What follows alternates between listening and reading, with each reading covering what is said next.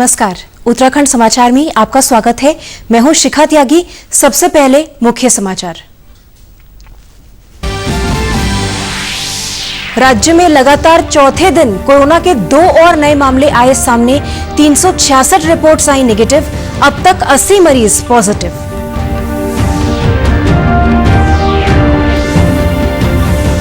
₹4,000 करोड़ रुपए से देश में गंगा किनारे की जाएगी हर्बल खेती। कृषि आधारभूत ढांचा लाने के लिए 1 लाख करोड़ रुपए के फंड को भी मिली मंजूरी।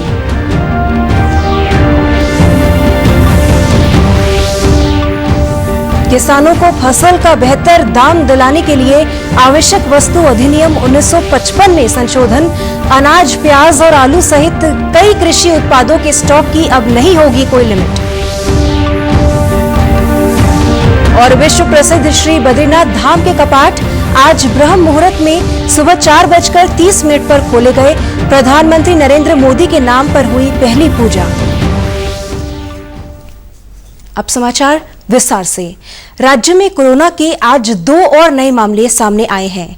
शाम 6 बजे तक प्राप्त जानकारी के अनुसार आज देहरादून जिले में 29 वर्षीय युवक की रिपोर्ट पॉजिटिव आई है। वहीं पौड़ी जिले में भी एक युवक की कोरोना रिपोर्ट पॉजिटिव आई है। जांच के लिए भेजे गए सैंपलों में से 366 रिपोर्ट नेगेटिव आई हैं। आज जांच के लिए 495 सैंपल और भेजे गए। राज्य में अब तक कोरोना के 80 मरीज पॉजिटिव आ चुके हैं। इनमें से 50 मरीज ठीक होकर अपने घर जा चुके हैं। आज नई दिल्ली में केंद्रीय वित्त मंत्री निर्मला सीतारमण और केंद्रीय वित्त राज्य मंत्री अनुराग ठाकुर ने तीसरे दिन 20 लाख करोड़ के पैकेज के तीसरे भाग की जानकारी दी। सप्लाई चेन को दुरुस्त करने के लिए उन्होंने कृषि, मत्स्य पालन, पशुपालन और डेयरी उद्योग के लिए रियायतों का ऐलान किया। उन्होंने कहा कि देश में हर्बल खेती को बढ़ावा देने के लिए सरकार ने 4,000 करोड़ रुपए हर्बल खेती योजना के लिए मंजूर किए हैं। इसके तहत गंगा किनारे हर्बल खेती की जाएगी और उससे दवाइयां बनाई जाएंगी। हर्बल कल्टीवेशन की प्रमोशन के लिए लगभग 4,000 करोड़ रुपए का प्रावधान इस प्रोजेक्ट के माध्यम से किया जाएगा और 10 लाख हेक्टेयर में इसकी खेती हो पाएगी। और गंगा के किनारे भी ऐसे हजारों एकड़ में इसको प्लांटेशन की ड्राइव भी चलाई जाएगी। उन्होंने कहा कि कृषि आधारभूत ढांचा लाने के लिए 1 लाख करोड़ रुपए के फंड को मंजूरी दी जा रही है। इससे भंडारण क्षमता और मूल्य संवर्धन में मदद मिलेगी। इसका लाभ कृषि सहकारी सोसाइटी और कृषि उत्पादक संगठनों को भी मिलेगा। 1 लाख करोड़ रुपए का कृषि आधारभूत ढांचा बनाने के लिए ये योजना लाई गई है, जिसमें चाहे कोल्ड चेन हो या फसल कटाई के बाद प्रबंधन करने के लिए जो भी सुविधाएं वैल्यू चेन के लिए बनानी है वो उसमें बनाई जाएंगी। और ये जो है इसका जो लाभ होगा वो प्राइमरी एग्रीकल्चर कोऑपरेटिव सोसाइटीज हो, फार्मर प्रोड्यूस ऑर्गेनाइजेशंस हो जो किसान उत्पादक संघ हैं, या कृषि उद्यमी हो, स्टार्टअप्स हो, एग्रीगेटर्स हो जो इंफ्रास्ट्रक्चर कृषि के क्षेत्र में लाते हैं। ये सब इनके माध्यम से आधारभूत ढांचा कृषि के क्षेत्र में उनके फार्म गेट पर खड़ा किया जाएगा ताकि इन सुविधाओं का लाभ मिल सके और इस फंड को जल्दी क्रिएट करके शुरुआत की जाएगी। उन्होंने कहा कि 2 लाख माइक्रो फूड एंटरप्राइजेस के फायदे के लिए 10,000 करोड़ रुपए की विशेष योजना बनाई गई है। इस योजना का लक्ष्य स्थानीय प्रोसेस्ड फूड को विश्व स्तर के मानकों के अनुरूप बनाया जाएगा। ये पीएम के वोकल फॉर लोकल के आह्वान से जुड़ा है। इसमें क्लस्टर आधारित अप्रोच अपनाया जाएगा। इसमें महिलाओं और SC/ST वर्ग के लोगों पर विशेष ध्यान दिया जाएगा। किस तरह से असंगठित क्षेत्र के हमारे जो सूक्ष्म खाद्य संस्करण इकाइयां हैं उनको संगठित किया जा सके, उनकी टेक्नोलॉजी अपग्रेडेशन की जा सके, तकनीकी उनको जानकारी दी जा सके, ब्रांड बनाने में, मार्केटिंग करने में उनको लाभ मिल सके। और इसी कार्य के लिए सूक्ष्म खाद्य संस्करण इकाइयों के लिए 10,000 करोड़ रुपए की योजना हम ये लेकर आए हैं जो क्लस्टर बेस्ड अप्रोच होगी। लगभग 2 लाख ऐसी सूक्ष्म खाद्य संस्करण इकाइयों को इससे लाभ मिलेगा। उन्होंने कहा कि प्रधानमंत्री मत्स्य संपदा योजना के तहत मछुआरों के लिए 20,000 करोड़ रुपए का फंड बनाया गया है। समुद्री और अंतर्देशीय क्षेत्रों में मत्स्य पालन को बढ़ावा देने के लिए 11,000 करोड़ रुपए के फंड को भी मंजूरी मिली। इसके आधारभूत ढांचे के विकास के लिए 9,000 करोड़ रुपए का प्रावधान किया जाएगा। प्रधानमंत्री मत्स्य संपदा योजना, इसके माध्यम से इसके लिए हमने 20,000 करोड़ रुपए का ये योजना लेकर आए हैं। 11,000 करोड़ रुपया इसके लिए समुद्री और अंतर्देशीय मत्स्य पालन के लिए, एक्वाकल्चर की गतिविधियों के लिए मिलेगा और 9,000 करोड़ रुपया इसके आधारभूत ढांचे के विकास के लिए, चाहे वो फिशिंग हार्बर हो, कोल्ड चेन हो, मार्केटिंग की सुविधा हो, मंडियों की बात हो, इस सब के लिए उनको 9,000 करोड़ रुपए का प्रावधान किया जाएगा। उन्होंने कहा कि देश भर में 53 करोड़ पशुओं के टीकाकरण की योजना लाई जाएगी। ये योजना 13,343 करोड़ की होगी। इससे जानवरों को मुंह पका और खुरपका रोग से मुक्ति मिलेगी। इससे हमारे प्रोडक्ट्स की अंतर्राष्ट्रीय स्तर पर मांग बढ़ेगी और दूध का उत्पादन बढ़ेगा। उन्होंने कहा कि पशुपालन के क्षेत्र में आधारभूत ढांचे के लिए विकास फंड बनाया गया है। इसके लिए 15,000 करोड़ का प्रावधान किया गया है, जिससे जो दूध उत्पादन होता है उसकी प्रोसेसिंग करने के लिए इंडस्ट्री लग सके। इससे निर्यात के भी अवसर मिलेंगे। देखा जाए तो दुनिया भर में भारत में सबसे ज्यादा पशुधन वाले देशों में से एक हैं हम। और गाय हो, भैंस हो, भेड़, बकरी, सुअर हो, ऐसे 53 करोड़ जो पशुओं का, जो एनिमल्स की बात करते हैं, उनके लिए टीकाकरण करने की योजना हम लेकर आए हैं, जिसके ऊपर लगभग 13,343 करोड़ रुपया खर्च होगा। पशुपालन में भी देश के किसान पीछे नहीं रहे, लेकिन आधारभूत ढांचा वहां पर भी सुधरे। 15,000 करोड़ रुपए का प्रावधान इसमें किया गया है, ताकि जो दूध उत्पादन होता है उसकी प्रोसेसिंग करने के लिए इंडस्ट्री लग सके, मूल्य संवर्धन उसमें हो सके, वैल्यू एडिशन हो सके, और जो पशु चारे के लिए प्लांट्स हैं, कैटल फीड प्लांट्स हैं, वो भी बन सके, उसका इंफ्रास्ट्रक्चर भी खड़ा हो सके। उन्होंने कहा कि आवश्यक वस्तु अधिनियम 1955 में संशोधन किया जाएगा। इससे किसानों को फसल का बेहतर दाम मिलेगा। इसमें अनाज, खाद्य तेल, तिलहन, दाल, प्याज और आलू जैसे कृषि उत्पादों को डीरेगुलेट करते हुए इन वस्तुओं के लिए अब कोई स्टॉक की लिमिट नहीं होगी। केवल असाधारण परिस्थितियों में ही इन्हें रेगुलेट किया जाएगा। तिलहन की बात हो, दलहन की बात हो, प्याज हो, आलू हो, ऐसे या सीरियल्स की बात हम की जाए, इन सब में इनको अनियमित किया जाएगा, डीरेगुलेट किया जाएगा, जिससे कि किसानों को लाभ मिल सके।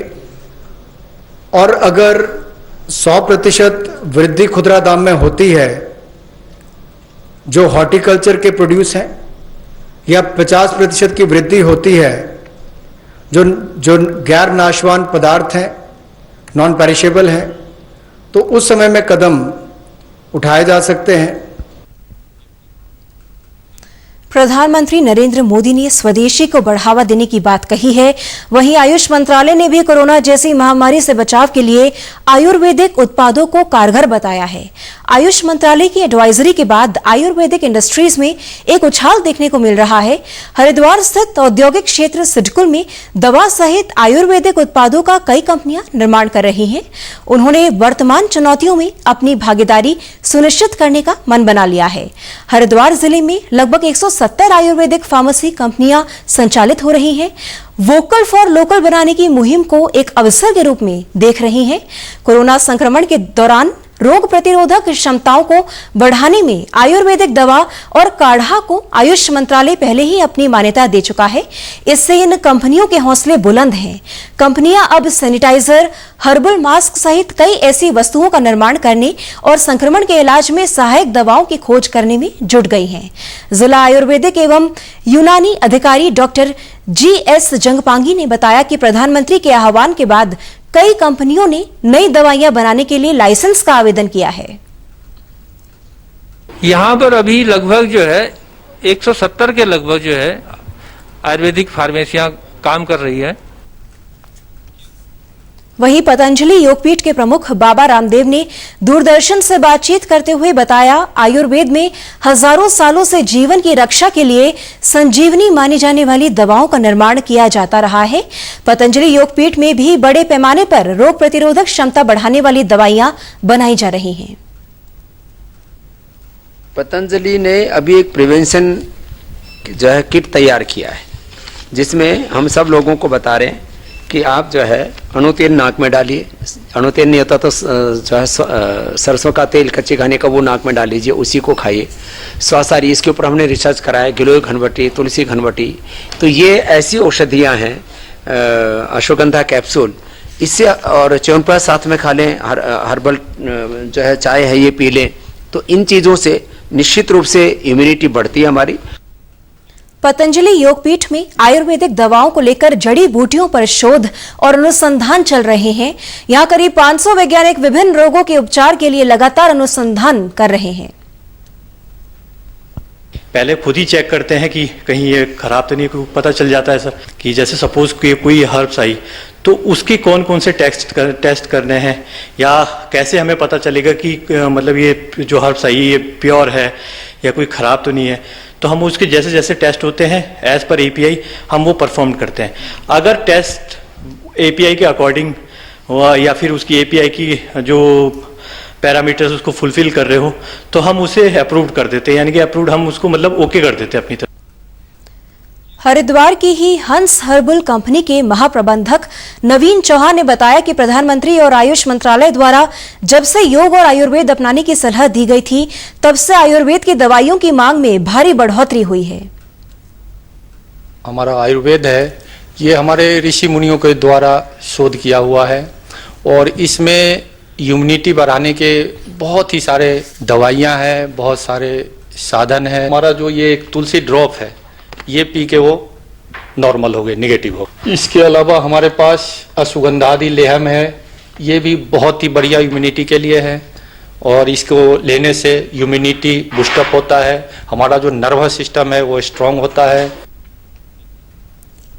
केंद्र सरकार ने कोरोना महामारी के इस दौर में एमएसएमई की परिभाषा में बदलाव किया है। इससे सूक्ष्म, लघु एवं मध्यम उद्योगों को काफी राहत मिलने जा रही है। उद्यमियों का मानना है कि सरकार द्वारा बैंकों के माध्यम से बगैर गारंटी के ऋण की सुविधा देने के साथ ही उनके ऋण की लिमिट को बढ़ाने के प्रस्ताव से उन्हें उत्पादन बढ़ाने में मदद मिलेगी। वहीं भविष्य में निधि में सहयोग की सरकारी घोषणा का उद्यमियों ने स्वागत किया है।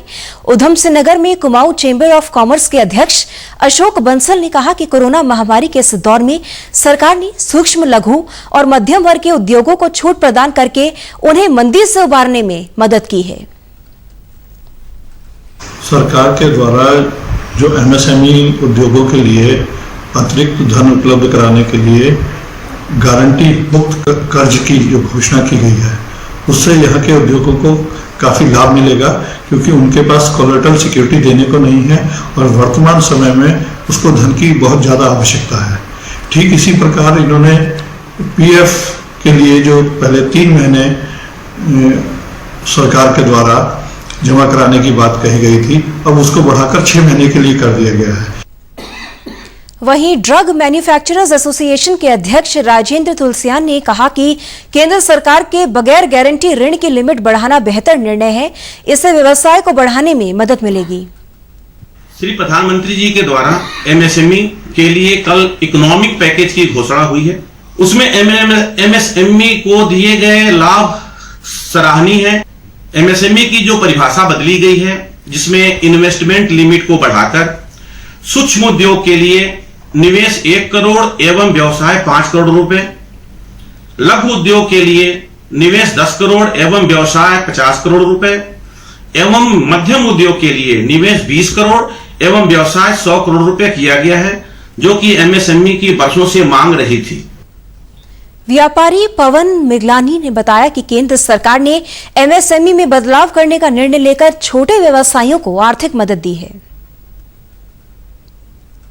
जितना हमारे उद्योग को स्पेशली फार्मा सेक्टर में, एमएसएमई में, सूक्ष्म लघु उद्योग को जो भी प्रोत्साहन दिया है, मैं उसका तहे दिल से स्वागत करता हूं। अभी भविष्य निधि में उसमें भी अपनी तरफ से बहुत सहयोग दिए हैं, काफी रिलैक्सेशंस दी हैं, उसका भी हम इंडस्ट्री वाले सब स्वागत करते हैं और धन्यवाद करते हैं। कोविड-19 के चलते निर्माण कार्यों के एकाएक बंद होने से व्यवस्थाएं कुछ समय के लिए चरमरा गई थी, लेकिन अब लॉकडाउन में ढील देते हुए सरकार ने सोशल डिस्टेंसिंग का पालन करते हुए निर्माण कार्यों की स्वीकृति प्रदान कर दी है। इससे अर्थव्यवस्था अब धीरे धीरे पटरी पर लौटने लगी है। कोटद्वार में अपने राज्यों को लौटने वालों की एक बड़ी संख्या है, मगर इसके बीच कुछ बाहर के ऐसे भी श्रमिक हैं जिन्हें अब धीरे धीरे काम मिलना शुरू हो गया है, जिसके चलते उन्होंने अपने घर जाने का इरादा बदल दिया है।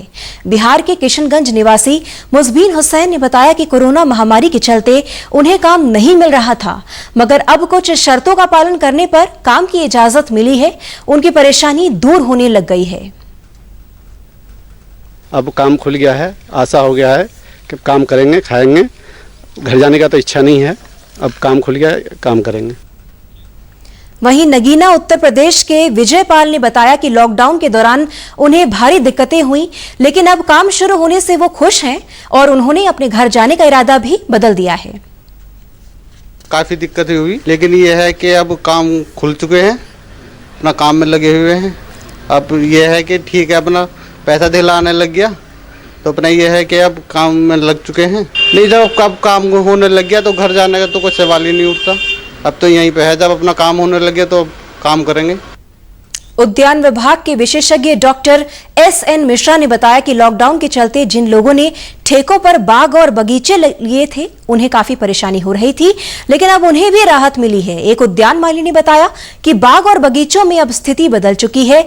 कुछ स्थानीय लोगों के साथ मिलकर ठेका स्वामी कार्य कर रहे हैं। ये लॉकडाउन के कारण लोगों को रोजगार भी नहीं है, कुछ नहीं है, तो हम इस तरीके से लड़कों को ला रहे हैं, क्या बोलते हैं, अपना काम करा रहे हैं। उनको रोजगार मिल रहा है, सारा लेबर काम कर रही है पीछे की साइड, ठीक है। तो जो हो रहा है हम वो कर रहे हैं, धीरे धीरे लेबर ला रहे हैं, क्या बोलते हैं, जिससे ये बिजली वाले यहीं के हैं, नीचे के लकड़ी पड़ाव के, ठीक है। नहीं, एक क्या बोलते हैं नजेबाज से बुलाया है, क्योंकि यहाँ लोगों के पास इतना तार नहीं है, वो है, उनकी परमिशन ली हमने, तब वे लोग आए। उनकी सुबह से हम आने जाने में जाँच हो रही है।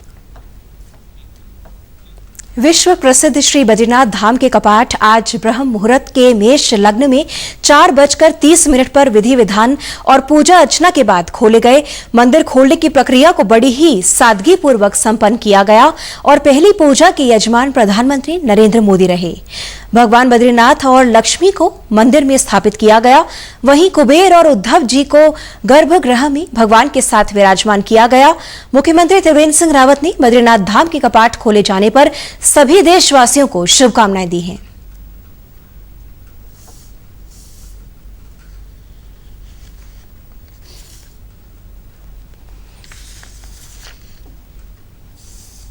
उत्तराखंड के समाचारों में इतना ही। चलते चलते मुख्य समाचार एक बार फिर। राज्य में लगातार चौथे दिन कोरोना के 2 और नए मामले सामने आए। 366 रिपोर्ट्स आई नेगेटिव। अब तक 80 मरीज पॉजिटिव।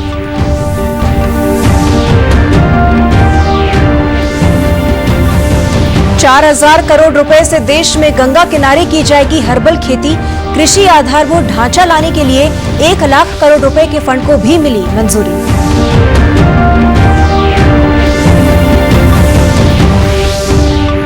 किसानों को फसल का बेहतर दाम दिलाने के लिए आवश्यक वस्तु अधिनियम 1955 में संशोधन। अनाज, प्याज और आलू सहित कई कृषि उत्पादों के स्टॉक की अब नहीं होगी कोई लिमिट। और विश्व प्रसिद्ध श्री बद्रीनाथ धाम के कपाट आज ब्रह्म मुहूर्त में सुबह 4:30 पर खोले गए। प्रधानमंत्री नरेंद्र मोदी के नाम पर हुई पहली पूजा। फिलहाल इस बुलेटिन में इतना ही। हमारी पूरी टीम को दीजिए इजाजत। नमस्कार।